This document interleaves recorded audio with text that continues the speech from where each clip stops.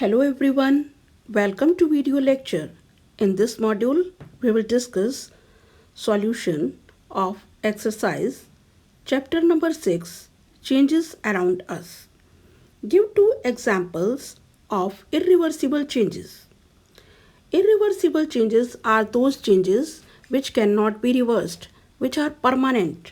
For example, growth of plants that cannot be reversed, rusting of iron, that is permanent change, cooking of food, digestion of food cannot be reversed. These are called irreversible changes. Is dissolving a reversible change or an irreversible change? When we dissolve a substance, then no new substances with different properties are found.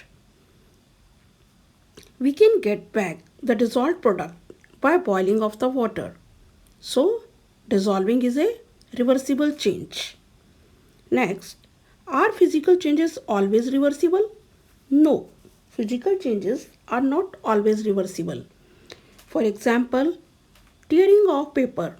When we tear a piece of paper, only the shape and size of the paper changes and it cannot be reversed back.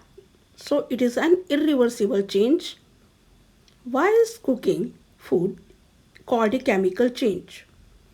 Cooking of food is called a chemical change because chemical reactions occur due to heat and new substances with different properties are formed. Original ingredients cannot be recovered after cooking. How are rivets passed through aligned holes? The rivets is passed through aligned holes. When it cools, they contract and hold the plates firmly together. Every change has a cause. Explain this statement.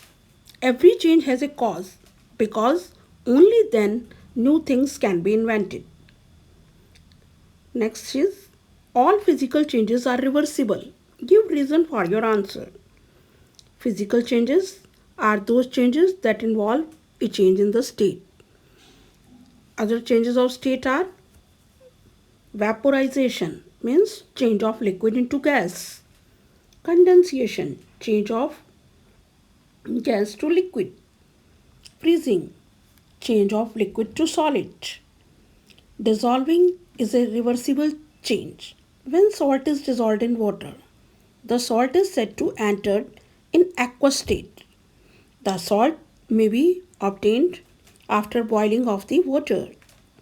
When we boil the water, the salt is left behind and water evaporates. Now we will discuss long answer type questions. Explain two physical changes that can be carried out without water.